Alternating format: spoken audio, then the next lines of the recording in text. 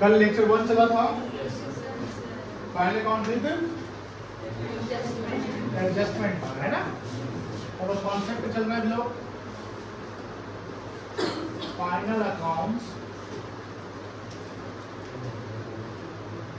With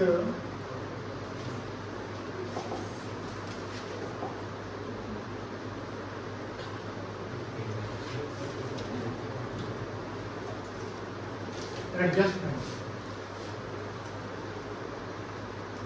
कोई भी information अगर वो ट्रायल बैलेंस में है तो उसको एडजस्टेड फिगर बोलते हैं कि अनएडजस्टेड बोलेंगे? एडजस्टेड फिगर बोलेंगे। और ये कितना जगह दिखेगा? एक जगह की दो जगह?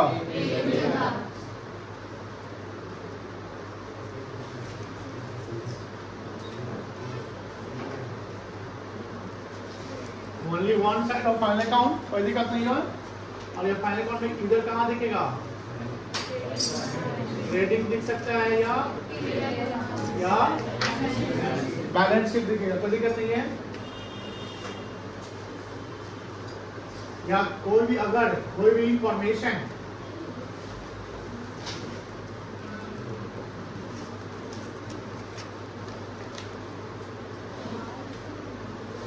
आउटसाइड ऑफ ट्रायल बैलेंस है, कहाँ है? तो इस इंफॉर्मेशन को बोलते हैं एडिशनल इंफॉर्मेशन। क्या बोलते हैं? Additional information. ये एडजस्टेड है कि अनएडजस्टेड है? अब जो ये अनएडजस्टेड है तो इसका आपको एडजस्टमेंट करना पड़ेगा। क्या करना पड़ेगा? एडजस्टमेंट करना पड़ेगा। अब एडजस्टमेंट करना पड़ेगा तो किस कॉन्सेप्ट को फॉलो, किस सिस्टम को फॉलो करेंगे?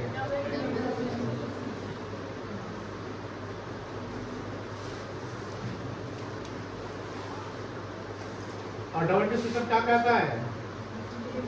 डेबिट और क्रेडिट साइमल्टेनियसली होगा। अब मान लो अगर हम डेबिट को रिड्यूस कर रहे हैं, डेबिट को क्या कर रहे हैं? इसका मतलब क्या हो रहा है? डेबिट हो रहा है कि क्रेडिट हो रहा है? क्रेडिट हो रहा है। अगर डेबिट को कम करें तो इसका मतलब क्या हो रहा है? क्रेडिट हो रहा है। कोई दिक्कत नहीं है। अगर क्रेडिट को आप रिड्यूस कर रहे हैं तो इसका मतलब क्या हो रहा है? डेबिट हो रहा है। कोई दिक्कत नहीं है। समझ आ रही है बेटा? अगर सपोज करें डेबिट में हम एडिशन कर रहे हैं, डेबिट में हम क्या कर रहे हैं? डेबिट को और बढ़ाना है मुझे, इसका मतलब डेबिट होगा क्रेडिट होगा? सीधा चल रहे तो सीधा ही होगा, डेबिट होगा। और अगर क्रेडिट में एडिशन कर रहे हैं, क्या करें? क्रेडिट में वो क्या कहलाएगा? क्रेडिट कहलाएगा ना बेटा। तो जो ट्रायल के बाहर इंफॉर्मेशन है उसका हम लोग को एडजस्टमेंट करना पड़ता है, बिकॉज वो अनएडजस्टेड डेटा है, उसका भी एडजस्टमेंट नहीं हुआ है। जो अनएडजस्टेड डेटा है उसको एडजस्टमेंट करना है तो उसको हमको डबल इंटरेस्ट सिस्टम पे एडजस्ट करना है, यानी दोनों साइड डेबिट और क्रेडिट साइड दोनों साइड हमें क्या करना है? इक्वल बैलेंस करके चलना है। ऐसा नहीं कि डेबिट होगा तो क्रेडिट ही होना है। हो सकता है कि एक जगह डेबिट हो रहा है, दूसरी जगह डेबिट को कम कर दिया जा रहा है, कोई दिक्कत नहीं। ये समझ गए? क्लियर है? फिर कोई दिक्कत नहीं यहाँ पे। अब कल हम लोग 3 एडजस्टमेंट की बातें किए थे। एक था आपका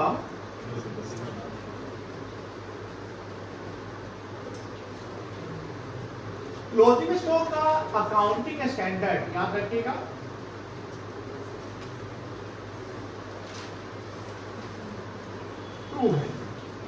अकाउंटिंग स्टैंडर्ड क्या होता है? एक स्टैंडर्ड ऑफ अकाउंटिंग होता है जहां पर गवर्नमेंट ऑफ इंडिया एक इंस्टीट्यूशन को बोलती है कि भैया आप एस बनाओ। उस इंस्टीट्यूशन का नाम है ICAI, institute of chartered accountant of India. India में टोटल 27 अकाउंटिंग स्टैंडर्ड्स हैं। भारत में टोटल कितने नंबर ऑफ अकाउंटिंग स्टैंडर्ड्स हैं? 27 अकाउंटिंग स्टैंडर्ड्स हैं। हर अकाउंटिंग करने का एक स्टैंडर्ड होता है।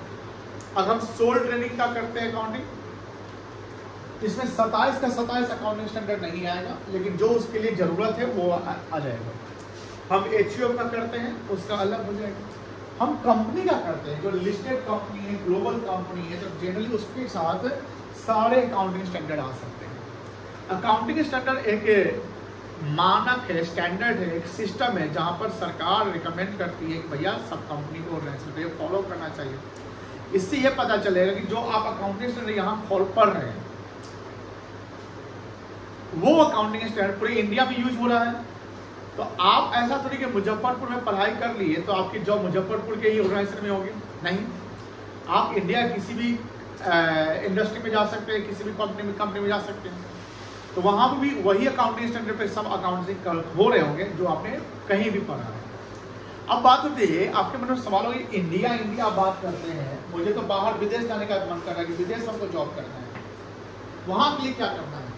वहां के लिए IFRS होता है। क्या होता है बेटा? IFRS,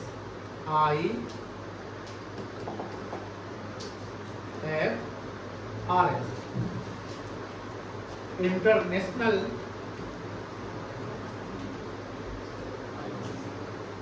फाइनेंशियल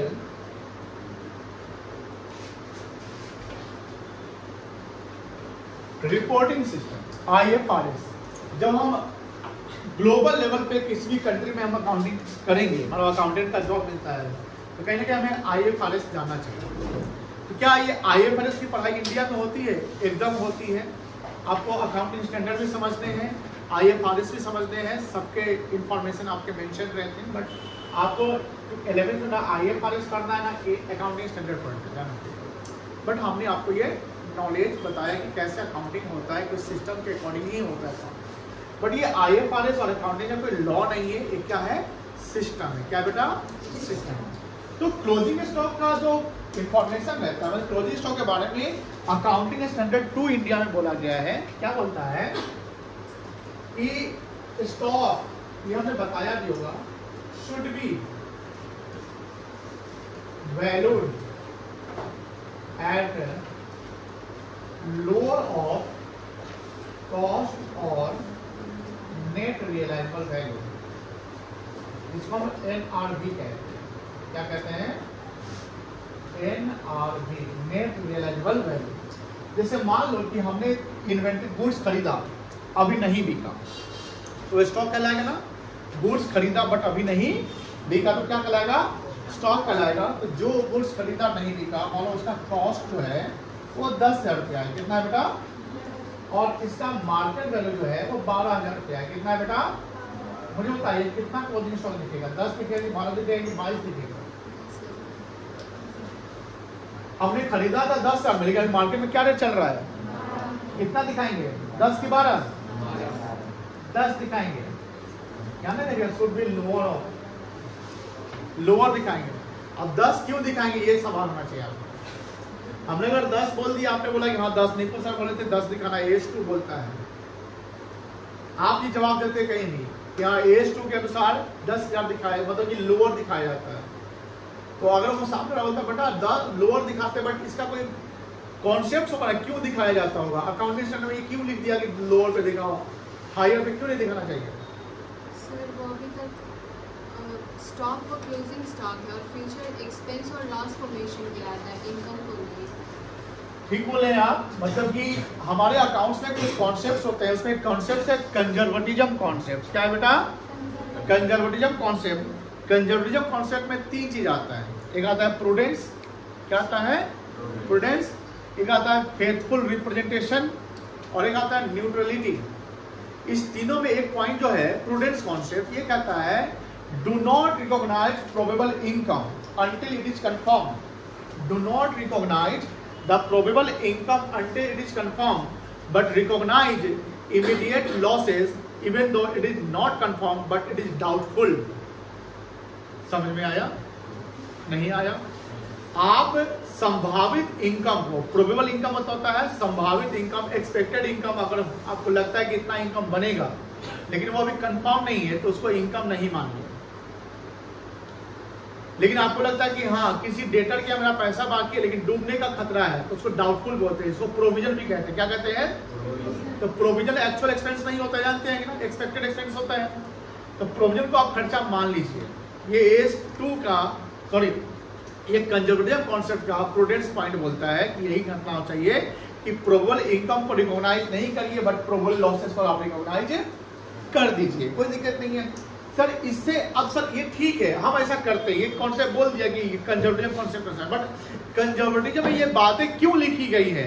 क्या सरकार ने इसको देखा, सरकार के नोटिस में आया? अगर हम 12 दिखाए लेंगे तो क्लोजिंग स्टॉक 12 दिखेगा तो प्रॉफिट 2000 होगा, तो सरकार को टैक्स ज्यादा मिलेगा ना, तो सरकार को तो फायदा है। अब सरकार को कुछ फायदा है तो सरकार वो फायदा को क्यों छोड़ना चाहेगी? अगर हम यहाँ 12,000 दिखा देंगे तो क्लोजिंग स्टॉक ट्रेडिंग अकाउंट के क्रेडिट साइड दिखता है, जानते हैं। अब क्लोजिंग स्टॉक ट्रेडिंग अकाउंट के क्रेडिट साइड दिखता है तो मेरा प्रॉफिट ट्रेडिंग नॉमिनल अकाउंट होता है ना, कौन सा अकाउंट होता है? तो नॉमिनल का रूल क्या है? Debit all expenses losses credit all income and. अगर हम 12,000 दिखा रहे तो मेरा प्रॉफिट ज्यादा दिखेगा, और जब प्रॉफिट ज्यादा दिखेगा तो टैक्स मेरा, तो सरकार को ज्यादा रेवेन्यू आएगा, तो सरकार ज्यादा रेवेन्यू छोड़ना क्यों चाहेगी? देखिए सरकार जब कोई पॉलिसी लाती है ना, गवर्नमेंट पॉलिसी या कोई भी नियम या टैक्स से कुछ कानून लाती है, सरकार अपने फेवर के लिए नहीं लाती है, आम लोगों के लिए लाती है कि आम लोगों को नुकसान ना हो। मुझे बात समझ आ रही है? सरकार आपसे उस अमाउंट पे टैक्स नहीं लेगी जो अमाउंट आपका भी बना ही नहीं है। 12,000 तो मार्केट वैल्यू है ना, अभी बिका कहाँ है? इस बिक जाता, प्रॉफिट हो जाता तो सरकार बोलती ठीक है अब टैक्स दे दो। हम शेयर खरीदे हुए हैं, शेयर में प्रॉफिट दिख रहा है लेकिन हमने शेयर बेचा नहीं, तो जो प्रॉफिट दिख रहा है ना उस प्रॉफिट पर टैक्स नहीं लगेगा, उस प्रॉफिट सरकार इनकम टैक्स नहीं लेगी। लेकिन जब तुम शेयर बेच दिए, जो प्रॉफिट तुम कमा लिए, तो सरकार बोली ठीक है तुमको तो प्रॉफिट मिल गया अब टैक्स दे दो। तो वो एक्सपेक्टेड प्रॉफिट या नोशनल प्रॉफिट पे कोई टैक्स नहीं बनता है। तो ये एज 2 इसलिए बनाया गया है कि प्रूडेंस कॉन्सेप्ट यानी कंजर्वेटिव कॉन्सेप्ट यही कहता है कि भैया हमको कंजर्वेटिव माइंड से चलना है, हमको सेफ्टी से चलना है, हमको एग्रेसिव डिसीजन नहीं लेने हैं। एग्रेसिव होता है ज्यादा रिस्क में चलना, कोई दिक्कत नहीं है। अब यहाँ बात होती है कि एज 2 ने ये बताया था क्लोजिंग स्टॉक जो हम दिखाएंगे, बताइए अगर ये आउटसाइड है, किसके आउटसाइड है? Outside of. अब बताओ कहां कहां दिखेगा? एक कहां दिखेगा बेटा? क्रेडिट में दिखेगा। किस साइड दिखेगा? Credit side. दूसरा किस साइड? कोई दिक्कत नहीं है। दूसरा पॉइंट हम लोग किसका डिस्कस किए थे? डेप्रिसिएशन। मान लो कि ये भी जो है आउटसाइड ऑफ ट्रायल बैलेंस है। कहां है बेटा? तो ये अब कहां दिखेगा? पीएल अकाउंट में किस साइड? दूसरा बैलेंस शीट में हम एसेट से क्या करेंगे? Minus from assets. कोई दिक्कत नहीं है। लेकिन अगर डेप्रिसिएशन इन ट्रायल बैलेंस है, अब कितना जगह दिखेगा? एक ही जगह दिखेगा। वो कहां? पीएल में किस साइड? Debit side. कोई दिक्कत नहीं है। तीसरा हम लोग आउटस्टैंडिंग सैलरी की बात किए थे।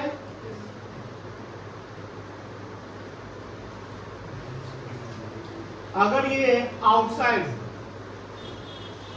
ऑफ ट्रायल बैलेंस है, आउटसाइड ऑफ क्या बेटा? अब बताइए कहां कहां दिखेगा? एक पीएल में जो सैलरी है उसमें क्या हो जाएगा? दूसरा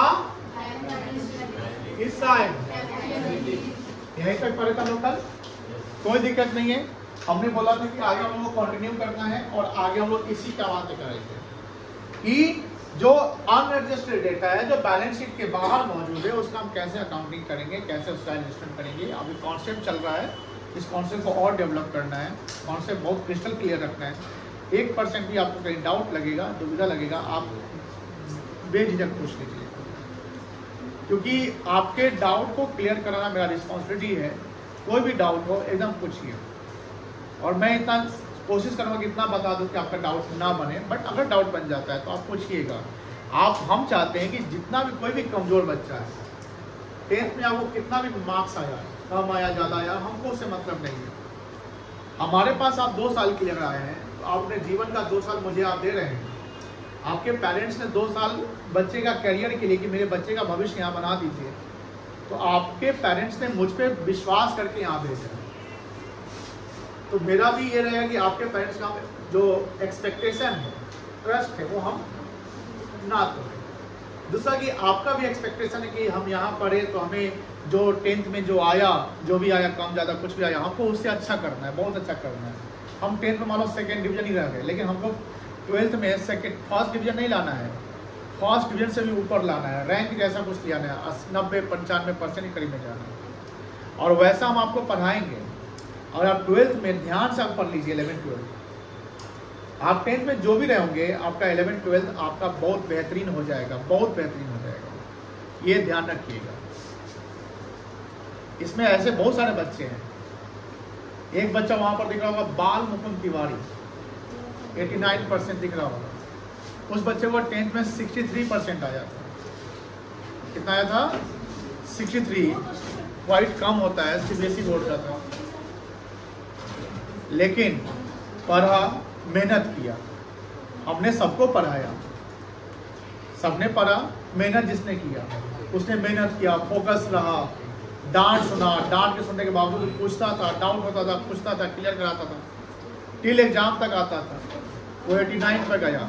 बोला कि हम पूछे तुम्हारा एक्सपेक्टेशन कितना था? तो सर मेरा तो 70 था, पेरेंट्स का 70-75 के करीब में था, इतना आ जाए, यानी जो 63 है उसको 70 के प्लस में चले जाओ। हमको अब कैसा लग रहा है? बोला कि सर अकाउंट्स में क्वेश्चन छोड़ के आ गए थे, हमको आ रहा था लेकिन नहीं बना पाए थे। क्यों? टाइम मैनेजमेंट नहीं हुआ था, ना तो 5 नंबर मेरा बढ़ जाता। अगर वो 5 नंबर बढ़ जाता तो 90 चल जाता, लेकिन 89 भी कम नहीं होता। बहुत अच्छा है उस बच्चे के लिए जो बच्चा 63 से 89 पे गया। अब 63 से 89 पे जाने में कितना परसेंट बढ़ गया? 36%। नहीं सर, 36 नहीं, 26% बढ़ गया ना। 26% का आपका डेवलपमेंट है, कम नहीं है। अब बोलेगा मेरा तो पहले ही से 90 है, तो 26 बढ़ जाएगा। नहीं, 90 को आप 95 करिए, 97 करिए, लेकिन ध्यान रखिएगा एक एक चीज हम आपको बढ़िया से बताएंगे, आपको ध्यान रखना है। दूसरा कि आपको क्लास डेली आना है, ये भी ध्यान रखिएगा। क्लास एब्सेंट करेगा तो नुकसान हो जाएगा। जैसे आज कुछ बच्चे कम लग रहे हैं, तो पता नहीं किस माइंडसेट से कम आज नहीं आए, हमको पता चल रहा है। उनको क्या ये डाउट था कि सर टेस्ट लेंगे, सर टेस्ट लेंगे, आज नहीं पढ़ाएंगे। ये उनकी बहुत बड़ी गलती है। ये रियलाइज होगा जब क्लास 10 लेक्चर निकल जाएगा। ऐसे ढेर सारे क्वेश्चन है, एक क्वेश्चन बनाने में आपको 1.5-2 घंटे लगने वाले हैं। और किसी से 3 घंटा में भी नहीं बनेगा, आप कोई आधे घंटे बना लेगा। लंबा बड़ा क्वेश्चन मिलेगा, 10 एडजस्टमेंट मिलेंगे। तो ये ध्यान रखना है, एब्सेंट नहीं करिए, हमने पहले ही बताया डे 1 से। चलिए यहाँ तक कोई दिक्कत नहीं है बेटा। अब सुनो, अभी हम लोग अब डिस्कशन करेंगे, कॉन्सेप्ट डेवलप करेंगे और आने वाले और एडजस्टमेंट जो बन सकते हैं उस पर बातें कर लेंगे एंड देन फिर हम लोग नोट्स बना लेंगे, कोई दिक्कत नहीं है। तो चौथा पॉइंट एडजस्टमेंट और चौथा पॉइंट हम आते हैं।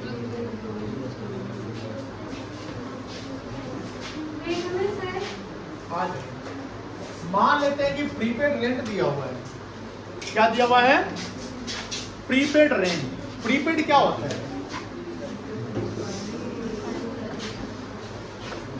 प्रीपेड क्या होता है बेटा? प्रीपेड 2 वर्ड से बना, ध्यान सुनिएगा।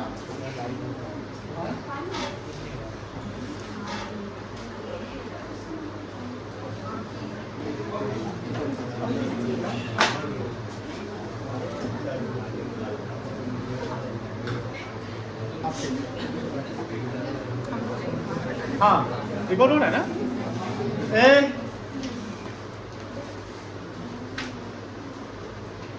प्रीपेड रेंट हमारा चौथा पॉइंट है, 4th पॉइंट। ध्यान से काइंडली ध्यान दीजिएगा। प्रीपेड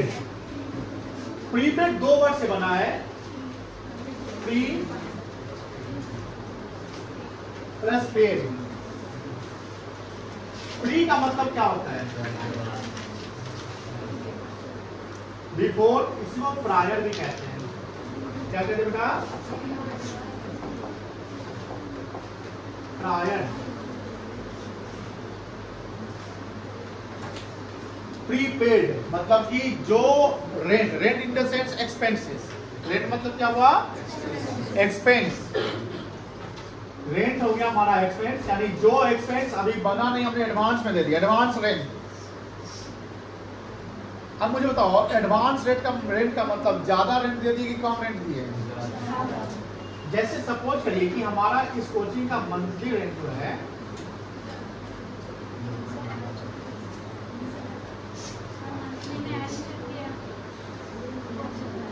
मंथली रेंट कितना है बेटा?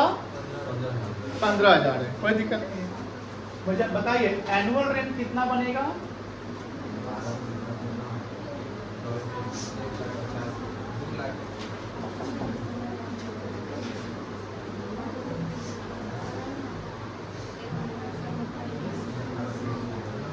$1,80,000 बनेगा। अब सपोज करो कि इस साल का रेंट हमने पेड कर दिया 2 लाख। कितना रेंट पेड कर दिया? 2 लाख। बताइए हमारा खर्चा कितना माना जाएगा यहाँ पे? 2 लाख मान ले जितना पेड कर दिए। क्या 2 लाख मान ले जितना पेड कर दिए कि 1,80,000 मानेंगे कि 30,000 मानेंगे? सॉरी 20,000 मानेंगे? नहीं बोल रहे हैं आप लोग। कौन बोला 2 लाख? आप बोले। और कोई? वो तो बोला भी 2 लाख। आप लोग बोलिए क्या होगा? कितना मानेंगे? 1 साल का, हम इस साल का रेंट एक्सपेंस कितना, मेरे सवाल पे ध्यान सुनिएगा, इस साल का रेंट एक्सपेंस कितना मानेंगे? 1,80,000 के पक्ष में कितने लोग हैं? साहब तुम 2 लाख के पक्ष में कितने लोग हैं? 1 बच्चा, 2 बच्चा, वो सानू भी 2 लाख में है ना। उत्कर्ष आप नहीं बोल रहे हैं, कितना पे? 2 लाख। रौनक 1,80,000, कुणाल, राघव 1,80,000। देखिए हमने कल बोला था एक्रूअल कॉन्सेप्ट, याद है? क्या आता है एक्रूअल कॉन्सेप्ट? जो जिस साल का खर्चा उसको उतना ही रिकॉग्नाइज करो। तुम्हारा खर्चा इस साल का बना 1,80,000 ना, 2 लाख थोड़ी बना, तुम 10 लाख दे दो। हमारा खर्चा कितना बना? 1,80,000।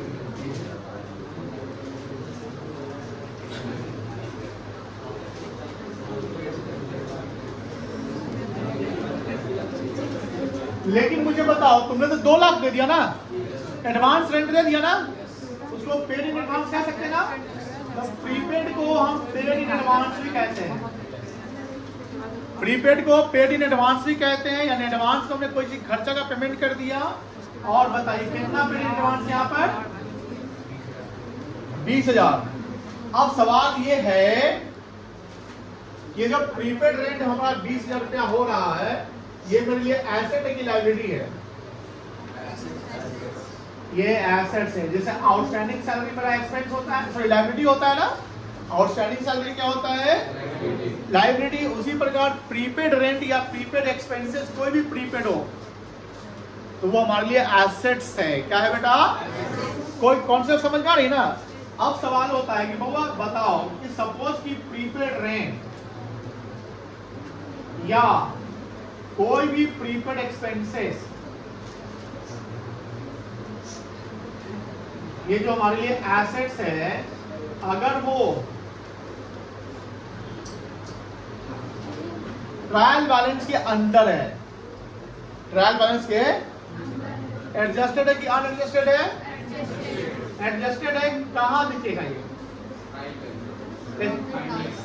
हाँ, फाइनल कहां दिखेगा? ट्रेडिंग में दिखेगा, बैलेंस शीट में, सॉरी ट्रेडिंग में दिखेगा, पीएल में दिखेगा कि बैलेंस शीट में दिखेगा?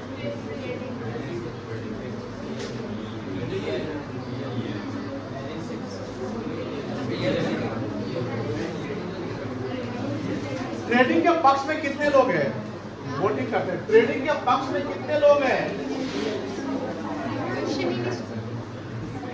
बोलो बोलो, हाथ उठाओ। ट्रेडिंग वाला नो वन। पीएल के पक्ष में कितने लोग हैं? 1 2 3 4 5 6 इधर कौन है? 7, 8, 9, 9 बच्चा बोलता है पीएल। किस साइड जाएगा पीएल में? डेबिट साइड जाएगा।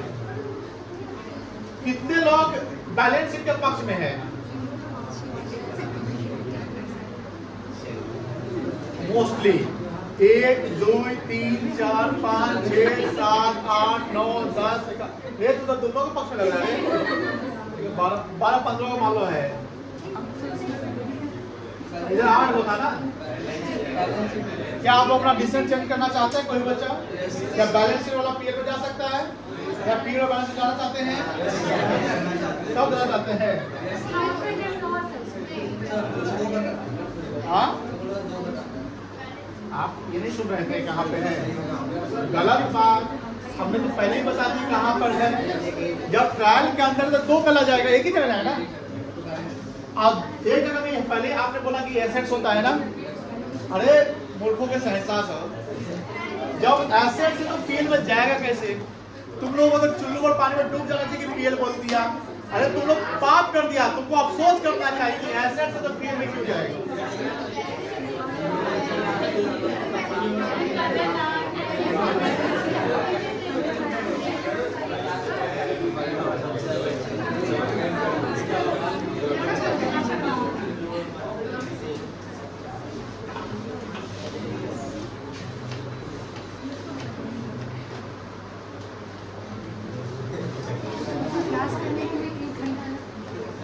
अब गेम के सेकेंड पर आओ। ट्रायल के बाहर मेन खेला तो ट्रायल के बाहर वाला कहीं है ना।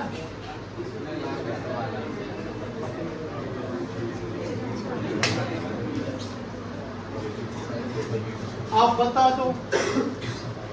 चलिए हम रैंडम पूछेंगे, अगर जवाब दे दिया तो उसको ऐड करने भी ना। बताओ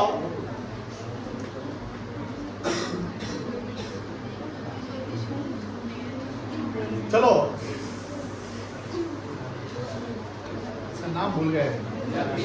प्रियम, बोलो प्रियम, क्या नाम? सॉरी क्या नाम बोलो? कहाँ जाएगा? पीएल अकाउंट में क्या करना पड़ेगा? पीएल में बताओ। डेबिट साइड जाएंगे, क्या करेंगे डेबिट साइड में?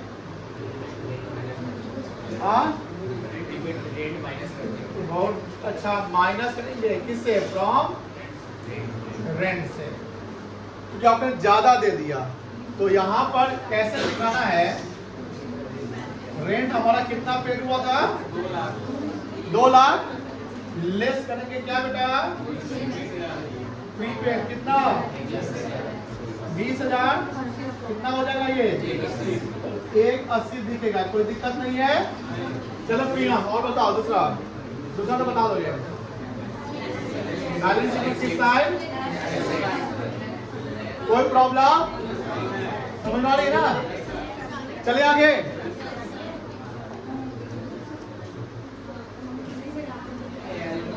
अब बताओ, हमने क्लोजिंग स्टॉक समझ लिया, डेप्रिसिएशन समझ लिया, बोलो हाँ, आउटस्टैंडिंग एक्सपेंस समझ लिया, हमने प्रीपेड रेंट समझ लिया। अब आते हैं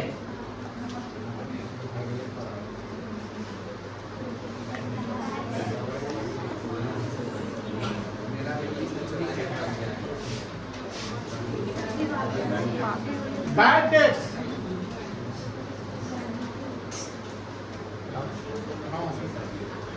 चलो, क्या होता है बैड डेट्स? पैसा डूब जाना। Very good. कहां से डूबेगा? क्रेडिटर से कि डूबेगा कि डेटर क्या डूबेगा? डेटर से। मान लो कि 10 लाख रुपए का मेरा डेटर है।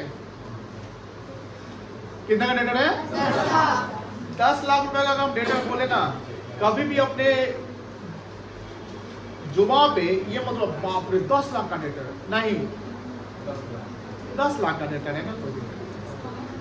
कभी भी कोई भी रकम को बहुत बड़ा हेवी मत समझिएगा। बस समझिए कि आपके जीवन में इतना उस मुकाम में पहुंच जाएगी 10 करोड़ भी आपके लिए छोटा मोटा हो। चलिए, तो हमारा डेटर कितने का है? 10 लाख का है। Very good. लेकिन डेटर्स प्लूरल में हो गया। नंबर ऑफ डेटर्स मतलब कस्टमर्स, एक कस्टमर तो नहीं होता ना। बहुत सारे हैं। उसमें मान लो कि रवि नाम का नहीं कोई डेटर होगा, अब रवि नाम का डेटर है, उसके यहाँ 6 महीना से उधारी चल रहा है, उधार ले लिया है लेकिन अब दिखता नहीं है, दिखता नहीं है। ऐसा पता चला कि दिल्ली चला गया, अब घर द्वार सब मतलब रेंट पर आता तब गायब हो गया, फोन लगा रहा स्विच ऑफ, नंबर चेंज, सब कुछ चेंज।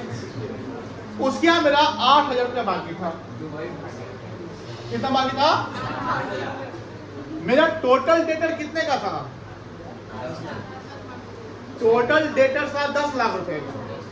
उसमें एक डेटर जो कितने का था वो भाग गया। अब हमको अब ये लग रहा है कि हम नहीं आएगा, उम्मीद छोड़ दिए, डूब गया, खत्म पूरा यार, अब नहीं आने वाला है। अब मेरा एक्सपेक्टेशन कितना रुपए से रहेगा रिकवर करने का? 9,92,000 से। बोलो हाँ ना? तो bad debt is the actual loss which are irrecoverable from the debtor. Bad debt is the actual loss which is irrecoverable from the debtor, could not be recovered from the debtor. Doubtful debt provision होता है। रवि रंजन आता भी है जाता भी है, बोलता दे देंगे, अरे भागल जा रहे हैं लेकिन डाउटफुल है, तो ये डाउटफुल कराएगा, ये बैड डेट नहीं होगा। लेकिन जब भागल जा रहे से भागिए गया तो डाउटफुल क्या हो गया? बैड हो गया। डाउटफुल क्या हो गया? अब कोई मान लो कि जैसे शशांक नाम का है, वो आता है पेमेंट करता है, पिछला वाला उठा लेके चला जाता है, फिर पेमेंट करता है उठा लेगा, तो एक गुड डेटर कहलाएगा। क्या कहलाएगा? डेटर में 3 कैटेगरी होते हैं। गुड होता है, गुड मतलब पूरा 100% पूरा एकदम ठीक है, कोई दिक्कत नहीं है। एक होता है डाउटफुल, समझ रहे ना? एक होता है bad. Good, doubtful and good मतलब 100% रिकवर का पॉसिबिलिटी है। डाउटफुल में 100% रिकवर पॉसिबिलिटी, अब बैड मतलब 100% लॉस। समझ गए? तो बैड डेट क्या है? Amount of loss from the debtor which is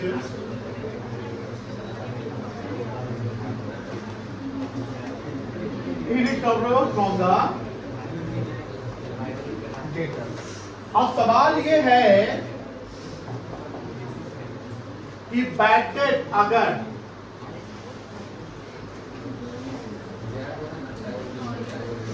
trial balance में है, ध्यान सुनिएगा, बैड डेट अगर कहां पे है बेटा? इसको क्या बोलेंगे? एडजस्टेड कि अनएडजस्टेड? अब ये कितना जगह दिखेगा? एक जगह। वो एक जगह कहां दिखेगा? बैड डेट दिखाए होंगे आप लोग, फाइल अकाउंट वाले तो सब बताया होगा कहां दिखेगा?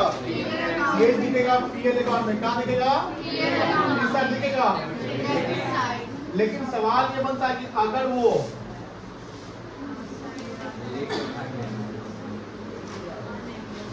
आउटसाइड ऑफ ट्रायल बैलेंस है, आउटसाइड ऑफ क्या बेटा? तो क्या बोलेंगे आप? अनएडजस्टेड। तो अनएडजस्ट को पहले हम एडजस्टमेंट करेंगे, बोलो हाँ या ना? हम एडजस्टमेंट करेंगे तो इसका 2 जगह डालेंगे। अब बताइए 2 जगह। पहला तो जो ऊपर वाला वो तो नीचे आ ही जाएगा। क्या करोगे? पीएल में दिखाओगे किस साइड? Debit side. दूसरा क्या होगा?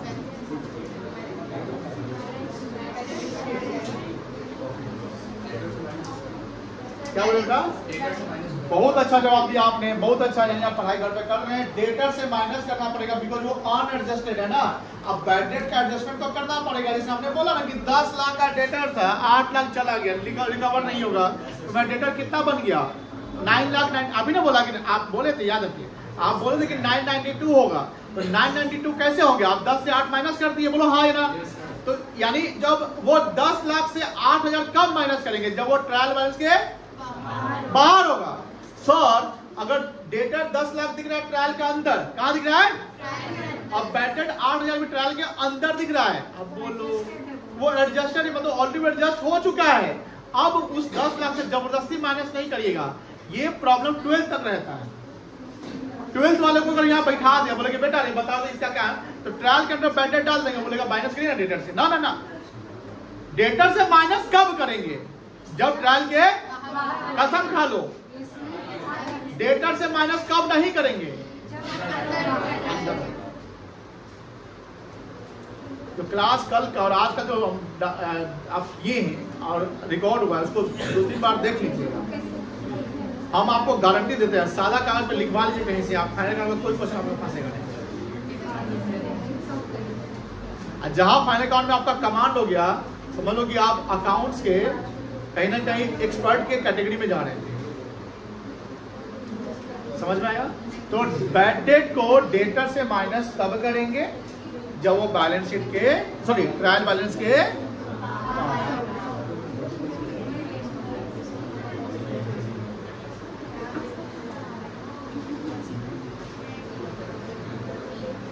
कैसे दिखाओगे? जैसे हमने बैलेंस शीट बनाया, बैलेंस शीट में क्या दिखाएंगे? डेटर, और यहां पर माइनस क्या करेंगे बेटा?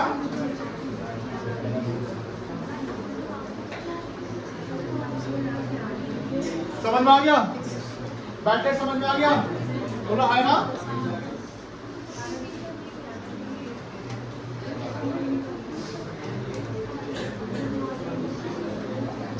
चलो एक चीज और,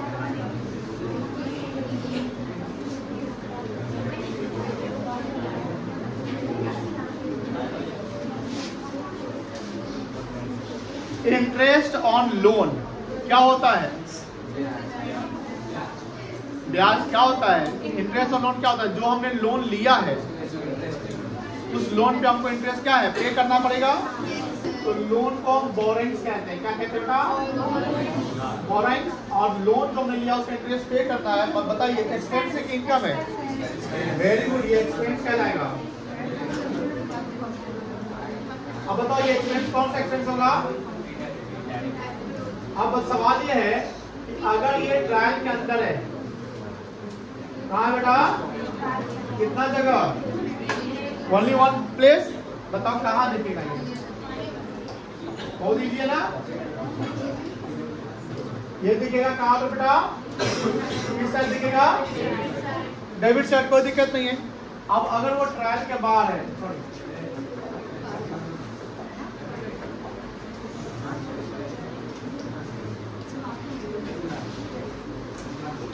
अब बताओ ये दो जगह दिखेगा, कहाँ कहाँ दिखेगा? ये पांचवा छठा पॉइंट है आज का ना, टोटल 7वां ना। आउटस्टैंडिंग सैलरी और प्रीपेड रेंट बताए हैं, बैड डेट हो गया, और ये छठा है। आज का तीसरा है, टोटल छठा है। चलिए तो अब बताओ ट्रायल के बाहर इंटरेस्ट और लोन है। ध्यान से सुनिएगा, पीछे कुछ बच्चे ध्यान नहीं दे रहे बेटा, आप लोगों को नुकसान हो जाएगा। ट्रायल के बाहर है, एडजस्टेड किया अनएडजस्टेड? एडजस्ट करेंगे बेटा। अब सवाल है कि दो जगह जाएगा, तो पहला तो जो यहाँ पर है वो यहाँ डाल ही दो। कहाँ दिखेगा? इस साइड। अब समझिए, इंटरेस्ट और लोन ट्रायल के बाहर है,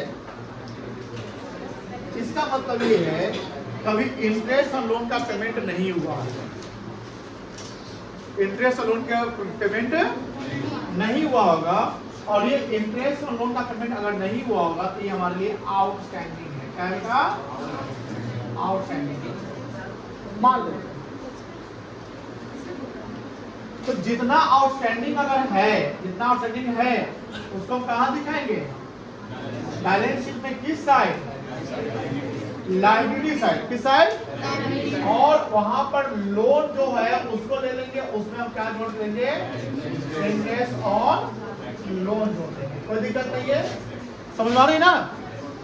अब सपोज करिए सर, अगर मान लो कि एक लिखा हुआ है इंटरेस्ट ऑन लोन और एक लिखा हुआ है आउटस्टैंडिंग इंटरेस्ट ऑन, अलग अलग लिखा हुआ है, या दोनों सेम हो कि अलग अलग होगा? क्या दोनों सेम होगा कि अलग अलग होगा? बता सकते हैं? नहीं, अलग अलग होगा। अगर इंटरेस्ट और लोन सिर्फ लिखा हुआ है तो ये आपके लिए एक्सपेंस कहलाएगा। क्या कहलाएगा बेटा? एक्सपेंस कहलाएगा, और आउटस्टैंडिंग लिखा हुआ तो क्या कहलाएगा आपका? लायबिलिटी कहलाएगा। कोई दिक्कत नहीं है। उसी प्रकार समझिए बउआ, है बउआ प्लीज ध्यान से लिखिएगा। अगर सिर्फ सैलरी लिखा हुआ है, क्या लिखा हुआ है बताओ? सैलरी लिखा हुआ है, क्या होगा? लायबिलिटी होगा, एसेट होगा, इनकम होगा, एक्सपेंस होगा? एक्सपेंस होगा। क्या होगा बेटा? अगर प्रीपेड सैलरी लिखा हुआ है क्या होगा? लायबिलिटी के एसेट्स, इनकम के एक्सपेंस। प्रीपेड सैलरी लिखा हुआ है कच्चे माल बना के खा जाएंगे हम। प्रीपेड रेट बताया था उधर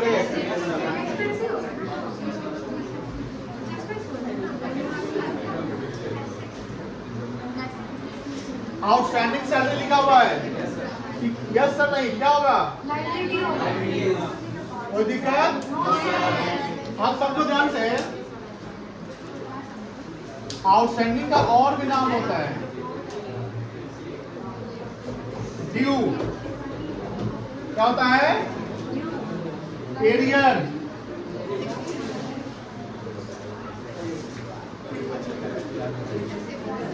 नॉट येट पेड।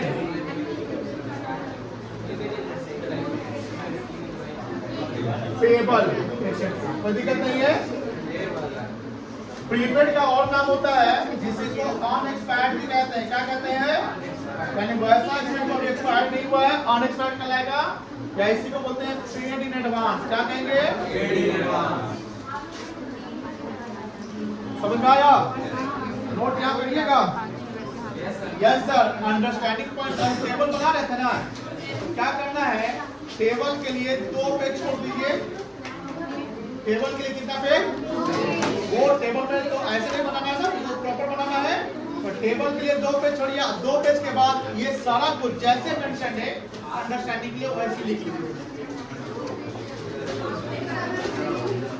ये तो कल वाला है।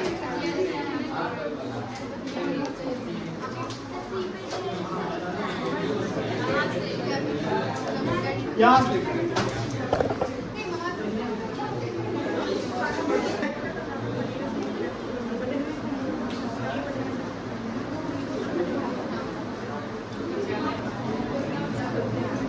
अभी जैसे शांति बना रखिएगा।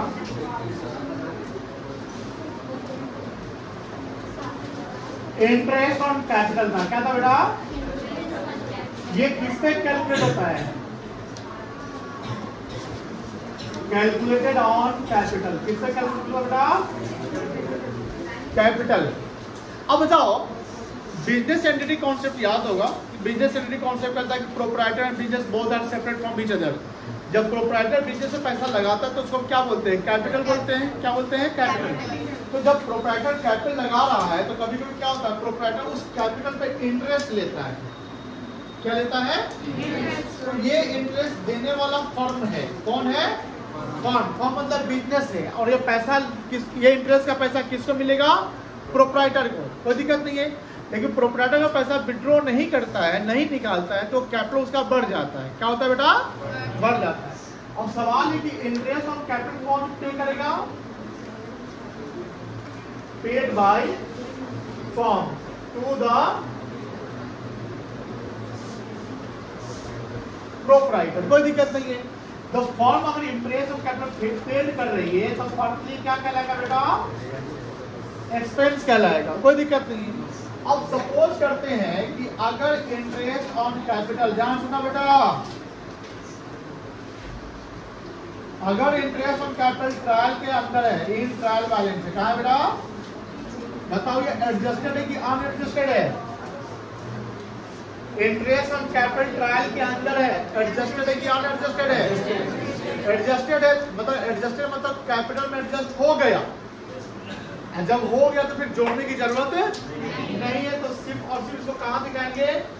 पीएल अकाउंट में किस साइड? लेकिन अगर वो ट्रायल के बाहर है, कहां बेटा? आउटसाइड ऑफ ट्रायल बैलेंस है। मतलब ये एडजस्टेड है कि अनएडजस्टेड है? अब ये अनएडजस्टेड है तो अब क्या करना पड़ेगा? इसका एडजस्टमेंट करना पड़ेगा। क्या करना पड़ेगा बेटा? एडजस्टमेंट करना पड़ेगा। और उस केस में इसको दो जगह दिखाएंगे, एक दिखाएंगे पीएल के डेबिट साइड, क्या दिखाएंगे, और दूसरा बैलेंस शीट में जाएंगे लायबिलिटी साइड में, कहां पे, लायबिलिटी साइड में जाएंगे और वहां पर कैपिटल जो है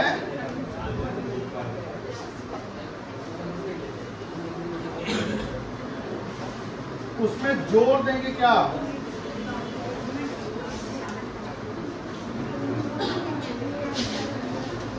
इंटरेस्ट ऑन कैपिटल। कोई दिक्कत नहीं है, कोई दिक्कत नहीं है, वो टेबल हो चुका है आपका उधर, ये नोट डाउन कर लीजिए। आज के लिए इतना ही रहेगा, ठीक है।